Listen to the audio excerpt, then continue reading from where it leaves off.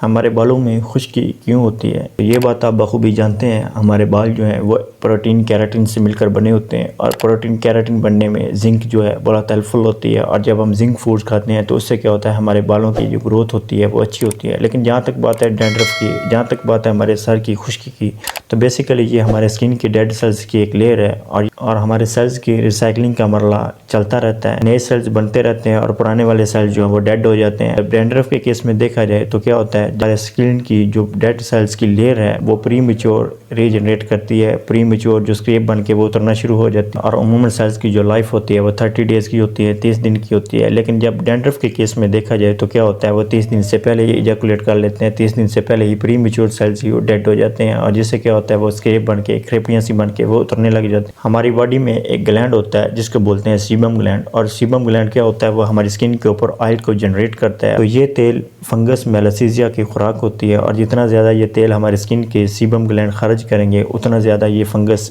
मेलासीजिया grow करेगी। यही हमारे सर के डैंड्रफ का, बालों की खुश्की का बायस बनती है। लेकिन हम जब बड़े शैम्पू और महंगे और मल्टीनेशनल कंपनियों के शैम्पू को देखते हैं, जैसे आपके पास हेड एंड शोल्डर है या इस तरह के शैम्पूज़ हैं, आप उसमें देखते हैं तो उसमें एक कंपाउंड पाया जाता है जिंक पेरिथायोन या फिर केटाकेनाजोल।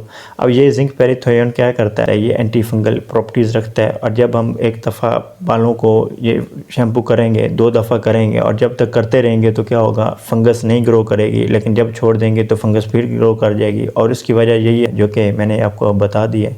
लेकिन अब करना क्या है, अब यूरोपियन कंट्रीज़ में इस तरह के कंपाउंड से भरपूर जो है शैम्पू वो बैन कर दिए गए हैं क्योंकि ये मुख्तलिफ बीमारियां लाक करते हैं। ये फ़ीमेल के रिप्रोडक्टिव सिस्टम को ट्रिगर करते हैं, ये फ़ीमेल के रिप्रोडक्टिव सिस्टम में टॉक्सिसिटी का बायस बनते हैं। उसके अलावा ये उनके बच्चादानी के कैंसर का बायस बनते हैं, उनके बांझपन का सबब बनते हैं, उनके पीरियड्स को इम्बैलेंस करते हैं, इरेगुलेट करते हैं, हार्मोनल इम्बैलेंस करते हैं।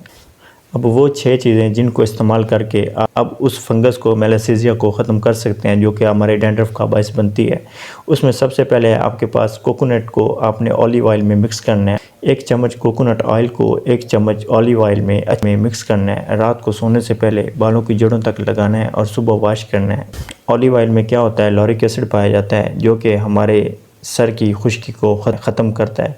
दूसरे नंबर पर क्या है, आपने अपने शैम्पू को देखना है, वो शैम्पू जो ज़्यादातर केमिकल कंपाउंड से भरपूर हैं उनको आपने बाइकआउट करना है, उनको कट ऑफ करना है। उसके साथ साथ आपने क्या करना है, आपने हेयर ड्रायर भी नहीं इस्तेमाल करना, वो भी आपके बालों के भुरभुरेपन का बायस बनता है जिससे क्या होता है आपके बाल गिरने शुरू हो जाते हैं। थर्ड नंबर पे क्या करना है, लेमन का जूस या नींबू पानी, नींबू का जो खालिस रस है उसको आपने रात को सोते वक्त बालों में इस्तेमाल करना है, हल्की आंच पे लगाना है और सुबह अपने बालों को वॉश करना है। इससे इस तरह क्या होगा, ये भी आपके बालों की डैंड्रफ को, फंगस को ख़त्म करेगा, आपकी स्किन से डैंड्रफ का खात्मा करेगा।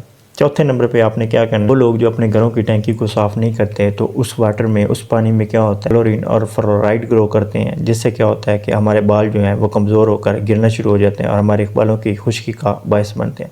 5वें नंबर पे आपने क्या करना है, बैलेंस डाइट ले और कोशिश करें एंटीबायोटिक्स का इस्तेमाल तर्क कर दें। इससे क्या होता है, हमारा मुदाफ़ती निज़ाम ट्रिगर होता है। तो ये थी हमारी आज की वीडियो। अगली वीडियो तक के लिए इजाज़त दीजिए, दुआ में याद रखें। अल्लाह हाफ़िज़।